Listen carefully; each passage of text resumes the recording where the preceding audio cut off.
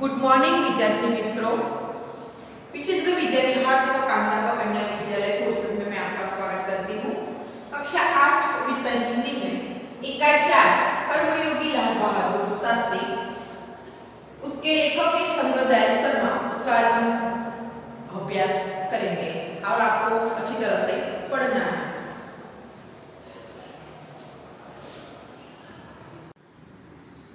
शंकर दयाल शर्मा ने कर्मयोगी लाल बहादुर शास्त्री के बारे में लिखा है। तो हम पहले शंकर दयाल शर्मा का परिचय ले लेते हैं कि भारत के 9वें राष्ट्रपति श्री शंकर दयाल शर्मा का जन्म भोपाल मध्य प्रदेश में हुआ था। आपकी आरंभिक शिक्षा मध्य प्रदेश में हुई और आगे की पढ़ाई आपने क्रमशः आगरा, इलाहाबाद तथा लखनऊ विश्वविद्यालय में की तथा एमए की और एलएलबी की उपाधियाँ प्राप्त की। बाद में कैम्ब्रिज विश्वविद्यालय से पीएचडी की उपाधि अर्जित की और वहीं पर 1 वर्ष तक प्रवक्ता रहे। तत्पश्चात भारत लौटकर आप राजनीति में सक्रिय हुए। विधायक और सांसद के रूप में आरंभ हुई आपकी राजनीतिक यात्रा राज्यपाल, उपराष्ट्रपति और राष्ट्रपति के सर्वोच्च पद पर जाकर समाप्त हुई। हिंदी और अंग्रेजी दोनों भाषाओं में आपने अनेक पुस्तकें लिखी है, जिनमें से कुछ इस प्रकार है: देशमणि, हमारे पथ प्रदर्शक, प्रतिष्ठित भारतीय तथा हमारे चिंतन की मूलधारा। कर्मयोगी लाल बहादुर शास्त्री रेखा चित्र में लेखक शास्त्री जी के व्यक्तित्व का विश्लेषण करते हुए यह निष्कर्ष प्रस्तुत करते हैं कि अपनी कर्मठता के गुण के कारण लाल बहादुर शास्त्री एक अति सामान्य परिवार से उठकर देश के प्रधानमंत्री पद तक पहुँचे और वे कर्म को ही ईश्वर मानते थे और कर्म के प्रति अटल आस्था एवं संपूर्ण समर्पण उनके जीवन विकास का मूलाधार था। हम इकाई में समाविष्ट मूल्य है इस इकाई में कि समर्पण भावना, कर्तव्यनिष्ठा, कर्मठता और सेवा। लाल बहादुर शास्त्री के बारे में आपको थोड़ा बताऊं तो लाल बहादुर शास्त्री भारत के लोकप्रिय नेता थे। जवाहरलाल नेहरू की मृत्यु के बाद वे स्वतंत्र भारत के यानी कि आज़ादी के बाद दूसरे प्रधानमंत्री बने। इस पद पर वे केवल 19 महीने रहे। इस दरमियान देश कठिन परीक्षा की घड़ी से गुजरा और पाकिस्तान ने भारत पर आक्रमण कर दिया और भारतीय सेनाओं ने उसका मुंहतोड़ उत्तर दिया। सारी दुनिया ने शास्त्री जी के नेतृत्व का लोहा माना। इस पाठ में लेखक ने कर्म को ही ईश्वर मानने वाले शास्त्री जी के व्यक्तित्व का सुंदर विश्लेषण किया गया है। तो हम अब इसको देखते हैं इकाई को। शास्त्री जी के नाम के साथ कर्मयोगी विशेषण जोड़ना बिल्कुल उपयुक्त है, क्योंकि मुझे तो उनका सारा जीवन ही कर्म से भरा हुआ मालूम पड़ता है। शास्त्री जी सामान्य परिवार से ऊपर उठकर देश के प्रधानमंत्री के जिस महत्वपूर्ण पद तक पहुँचे, उसका रहस्य उनके कर्मयोगी होने में ही छिपा हुआ है। वे उन लोगों में भी नहीं थे जो भाग्य पर भरोसा करके बैठे रहते और अचानक कभी सफलता मिल जाती है, बल्कि वे उन लोगों में से थे जिनको अपनी हथेली की लकीरों के बजाय अपने चिंतन और कर्म की शक्ति पर अधिक भरोसा होता है और वे क्रमशः अपने जीवन का रास्ता बनाते हुए आगे बढ़ते हैं। शास्त्री जी के लिए कर्म ही ईश्वर था और इसके प्रति बिना किसी फल की आशा किए संपूर्ण भाव से समर्पित रहते थे। यहाँ तक कि जब भी उन्हें फल की प्राप्ति के अवसर मिले, तब भी उन्होंने उस और हमेशा उपेक्षित दृष्टि ही रखी। उनका जीवन दर्शन गीता के निष्काम कर्मयोगी का प्रतिरूप था। इसलिए मैं समझता हूँ कि उन्हें केवल कर्मयोगी के बजाय निष्काम कर्मयोगी कहना कहीं अधिक उपयुक्त होगा। अपने उद्देश्य के प्रति दृढ़ आस्था, उस उद्देश्य को प्राप्त करने के लिए कर्म का भाव तथा उस कर्म के प्रति संपूर्ण समर्पण, ये 3 बातें मुझे उनके संपूर्ण चरित्र तथा जीवन दर्शन में दिखाई पड़ती है। अपने एक भाषण में उन्होंने इसी तरह के विचार व्यक्त करते हुए कहा था, यहाँ तक कि भले ही आप राजनीतिक क्षेत्र या सामाजिक क्षेत्र या किसी अन्य क्षेत्र में कार्य करते हैं, यदि आप उसमें सफल होना चाहते हैं तो अपने दायित्वों का पूरी तरह से निर्वाह करना चाहते हैं, तो आपके कार्य और समर्पण तथा भक्ति और कर्म में समन्वय होना चाहिए, यानी अपना काम पूरी लगन से करना चाहिए, मेल होना चाहिए। किस में? कार्य, समर्पण, भक्ति और कर्म में। मैं शास्त्री जी की सफलता का रहस्य उनके इसी महत्वपूर्ण चिंतन में मानता हूँ। साथ ही यह भी मानता हूँ कि किसी भी व्यक्ति, समाज और देश के विकास का रहस्य इसी भक्ति और कर्म के सिद्धांत में निहित है, छुपा हुआ है। शास्त्री जी का संपूर्ण जीवन श्रम, सेवा, सादगी और समर्पण का अनुपम उदाहरण है। उनके ये गुण केवल उनके कार्यों और विचारों में ही अभिव्यक्ति नहीं पाते थे, बल्कि उनको देखने से ही इन सभी भावों का एहसास हो जाता था। उनके अपने व्यक्तित्व में विचारों का अनोखा समन्वय था।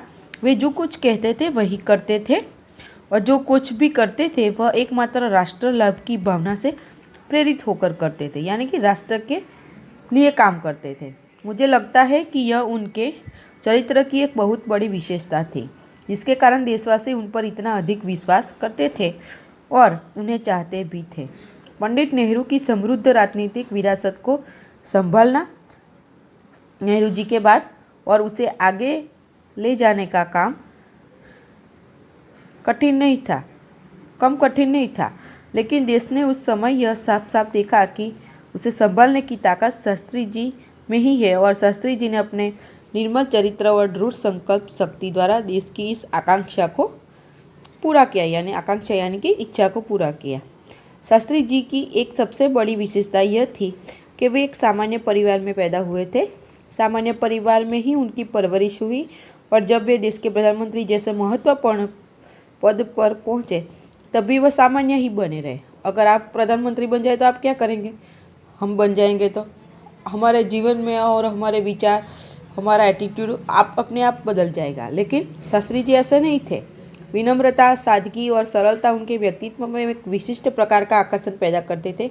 इस दृष्टि से शास्त्री जी का व्यक्तित्व बापू के अधिक करीब था, और कहना न होगा कि बापू से प्रभावित होकर ही सन 1921 में उन्होंने अपनी पढ़ाई छोड़ी थी। शास्त्री जी पर भारतीय चिंतकों डॉक्टर भगवान दास तथा बापू का कुछ ऐसा प्रभाव रहा कि वह जीवन भर उन्हीं आदर्शों पर चलते रहे तथा औरों को इसके लिए प्रेरित करते रहे। शास्त्री जी के संबंध में मुझे बाइबिल की वह उक्ति बिल्कुल सही जान पड़ती है कि विनम्र ही पृथ्वी के वारिस हो गए, यानी कि आप जिस पद पर हो लेकिन आप में विनम्रता होनी चाहिए। आपके अच्छे गुण आपको अपने काम से और लोगों में आप प्रसिद्ध होते हैं। शास्त्री जी ने हमारे देश के स्वतंत्रता संग्राम में तब प्रवेश किया था जब वे एक स्कूल में विद्यार्थी थे, और उस समय उनकी उम्र 17 वर्ष की थी। गांधी जी के आह्वान पर वे स्कूल छोड़कर बाहर आ गए थे। इसके बाद काशी विद्यापीठ में उन्होंने अपनी शिक्षा पूरी की। उनका मन हमेशा देश की आज़ादी और सामाजिक कार्यों की ओर लगा रहा। परिणाम यह हुआ कि सन 1926 में वे लोक सेवा मंडल में शामिल हो गए, जिसके वे जीवन भर सदस्य रहे। इसमें शामिल होने के बाद में शास्त्री जी ने गांधी जी के विचारों के अनुरूप अछूतोद्धार के काम में अपने आप को लगाया। यहाँ से शास्त्री जी के जीवन का एक नया अध्याय प्रारंभ हो गया। सन 1930 में जब नमक कानून तोड़ो आंदोलन शुरू हुआ तो शास्त्री जी ने उसमें भाग लिया, और जिसके परिणाम स्वरूप उन्हें जेल जाना पड़ा। यहाँ से शास्त्री जी की जेल यात्रा की जो शुरुआत हुई वह सन 1942 के भारत छोड़ो आंदोलन तक निरंतर चलती रही। इन 12 वर्षों के दौरान वे 7 बार जेल गए। इसी से यह अंदाज लगाया जा सकता है कि उनके अंदर देश की आज़ादी के लिए कितनी बड़ी ललक थी। दूसरी जेल यात्रा उन्हें सन 1932 में किसान आंदोलन में भाग लेने के लिए करनी पड़ी। सन 1942 की उनकी जेल यात्रा 3 वर्ष की थी, जो सबसे लंबी जेल यात्रा थी। इस दौरान शास्त्री जी जहां एक और गांधी जी द्वारा बताए गए रचनात्मक कार्यों में लगे हुए थे, वहीं और पदाधिकारी के रूप में जनसेवा के कार्यों में भी लगे रहे। सन 1935 में वे संयुक्त प्रांतीय कांग्रेस कमेटी के सचिव बनाए गए। इस पद पर वे 1938 तक रहे। किसानों के प्रति उनके मन में विशेष लगाव था, इसलिए उनको सन 1936 में किसानों की दशा का अध्ययन करने वाली एक कमेटी का अध्यक्ष बनाया गया। पूरी लगन के साथ काम करके उन्होंने अपनी रिपोर्ट प्रस्तुत की, जिसमें जिम्मेदारी उन्मूलन पर विशेष जोर दिया। इसके बाद के 6 वर्षों तक वे इलाहाबाद की नगरपालिका से किसी न किसी रूप में जुड़े रहे। मैं समझता हूँ कि इस अनुभव ने भी शास्त्री जी के व्यक्तित्व और चिंतन को नागरिकों की समस्याओं से निकट से परिचित कराया। उनके पास ग्रामीण जीवन का अनुभव था, जब इसके साथ ही इलाहाबाद नगरपालिका ने जनसेवा का भी अनुभव जोड़ दिया था। लोकतंत्र की इस आधारभूत इकाई में कार्य करने के कारण वे देश की छोटी छोटी समस्याओं और उनके निराकरण की व्यवहारिक प्रक्रिया से अच्छी तरह परिचित हो गए थे। कार्य के प्रति निष्ठा और मेहनत करने की अदम्य क्षमता के कारण सन 1937 में वे संयुक्त प्रांतीय व्यवस्थापिका सभा के लिए निर्वाचित हुए। सही मायने में यही से शास्त्री जी के संसदीय जीवन की शुरुआत हुई, जिसका समापन जिसके प्रधानमंत्री पद तक पहुंचने में हुआ। शास्त्री जी को भारतीय राजनीति की इतनी सही और गहरी पकड़ थी कि श्रीमती इंदिरा गांधी ने उन्हें अपना राजनीतिक गुरु मानते हुए कहा था कि उन्हीं के मार्गदर्शन में मेरा राजनीतिक जीवन शुरू हुआ। जिसकी आज़ादी के बाद उत्तर प्रदेश तथा केंद्र सरकार में शास्त्री जी ने भिन्न भिन्न पदों पर रहे। उत्तर प्रदेश में उन्हें गृह मंत्री बनाया गया। बाद में वे पंडित नेहरू के अनुरोध पर वे केंद्र में आ गए। केंद्र में उन्होंने रेल और परिवहन, संचार, वाणिज्य, उद्योग और गृह जैसे महत्वपूर्ण मंत्रालयों में मंत्री पद संभाला। इन पदों पर रहते हुए शास्त्री जी ने अपनी जिस प्रशासकीय दक्षता का प्रमाण दिया कि जो अपना कार्य किया वो हमारे देश के लिए एक उदाहरण है। अपने मंत्रालयों के कार्यों में उनका दृष्टिकोण अत्यंत व्यवहारिक तथा सभी प्रकार की औपचारिकताओं से परे होता था। वे अपने को कभी भी अपने पद के कारण ऊंचा नहीं मानते थे। उनकी बड़ी सीधी सी धारणा थी कि वे जनता के शासक नहीं बल्कि जनता के सेवक है। ऐसी भावना से कार्य करने के कारण उन्हें अपने मंत्रालय में तो लोकप्रियता मिली ही साथ सारे देश में भी लोकप्रियता मिली। इसी लोकप्रियता का परिणाम था कि पंडित नेहरू के निधन के बाद देश ने उन्हें प्रधानमंत्री के रूप में स्वीकार किया। इस महत्वपूर्ण पद पर रहते हुए 19 महीने के छोटे से समय में उन्होंने जितनी सफलता और लोकप्रियता प्राप्त की वह एक उदाहरण है। शास्त्री जी के सामने अपना उद्देश्य बिल्कुल स्पष्ट था। उसमें किसी प्रकार का धुंधलापन या भटकाव नहीं था। वे हमारे देश के अत्यंत महत्वपूर्ण पदों पर रहे और इन पदों पर रहते हुए स्वाभाविक रूप से वे अधिकार संपन्न भी थे, लेकिन उन्होंने हमेशा आत्मसंयम से काम लिया था। अधिकारों से अधिक कर्तव्यों को तरजीह दी थी, यानी कि उसे महत्व दिया था। शायद इसलिए शास्त्री जी इतने अधिक लोकप्रिय भी हो सके। उन्होंने अलीगढ़ मुस्लिम विश्वविद्यालय के दीक्षांत समारोह में 19 दिसंबर 1964 को छात्रों को संबोधित करते हुए कुछ इस तरह के विचार व्यक्त किए थे कि आपके भविष्य की मंजिल चाहे जो कुछ भी हो, आप में से प्रत्येक को यह सोचना चाहिए कि आप सबसे पहले देश के नागरिक हैं। यह आपको संविधान द्वारा प्रदत्त अधिकार देता है, लेकिन इससे कुछ कर्तव्यों का भी बोझ आता है जिसे समझना चाहिए। हमारा देश प्रजातांत्रिक है जो निजी स्वतंत्रता देता है, लेकिन स्वतंत्रता का उपयोग एक व्यवस्थित समाज के हित में स्वेच्छा से लगाए गए प्रतिबंधों के तहत होना चाहिए। अधिकार, कर्तव्य और आत्मसंयम के बारे में यह अत्यंत महत्वपूर्ण बात शास्त्री जी ने कही थी, जिसे आज याद रखने की ज़रूरत है। आपको इसमें से प्रश्न भी पूछ सकते हैं कि शास्त्री जी के नाम के साथ कर्मयोगी विशेषण लगाना क्यों उपयुक्त है, क्योंकि शास्त्री जी का सारा जीवन कर्ममय था। वे भाग्य पर भरोसा कर बैठने वालों में से नहीं थे। वे अपने चिंतन और कर्म शक्ति पर भरोसा रखते थे, हाथ की लकीरों पर नहीं। उनके लिए कर्म ही उनका ईश्वर था।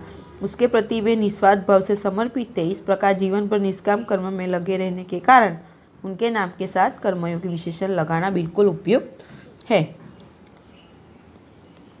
शास्त्री जी के संसदीय जीवन की शुरुआत कैसे हुई? शास्त्री जी में कार्य के प्रति गहरी निष्ठा थी, यानी कि वो कार्य अच्छी तरह से करते थे, उसमें पूरा मन लगा देते थे। वे मेहनत करने की अदम्य क्षमता भी रखते थे। अपने इन्हीं गुणों के कारण सन 1937 में वे संयुक्त प्रांत की व्यवस्थापिका सभा के लिए निर्वाचित हुए। स्वतंत्रता प्राप्ति के बाद कई बार वे संसद के लिए चुने गए, परंतु उनके संसदीय जीवन की वास्तविक शुरुआत सन 1937 के निर्वाचन से ही हुई। शास्त्री जी किसे संपूर्ण भाव से समर्पित रहते थे? शास्त्री जी कर्म को ही अपना ईश्वर मानते थे और उसी के प्रति संपूर्ण भाव से समर्पित रहते थे। शास्त्री जी का जीवन दर्शन किसका प्रतिरूप था? शास्त्री जी का जीवन दर्शन गीता के निष्काम कर्मयोगी का प्रतिरूप था। बाइबिल की कौन सी उक्ति शास्त्री जी पर लागू होती है? कि बाइबिल की यह उक्ति शास्त्री जी पर लागू होती है कि विनम्र ही पृथ्वी के वारिस होंगे। शास्त्री जी की लोकप्रियता का कारण क्या था? शास्त्री जी की लोकप्रियता का कारण यह था कि वे हमेशा आत्मसंयम से काम लेते थे और अधिकारों की उपेक्षा कर्तव्य को अधिक महत्व देते थे। उसे अधिकार नहीं चाहिए था, लेकिन क्या करते थे, वो अपना फर्ज से वो अच्छी तरह से निभाते थे। श्रीमती इंदिरा गांधी शास्त्री जी को अपना राजनीतिक गुरु क्यों मानती थी? क्योंकि शास्त्री जी को भारतीय राजनीति की सही और गहरी जानकारी थी राजनीति की। इसी से प्रभावित होकर श्रीमती इंदिरा गांधी शास्त्री जी को अपना राजनीतिक गुरु मानती थी। तो ऐसे प्रश्न आपको इस वीडियो में से पूछ सकते हैं। Thank you.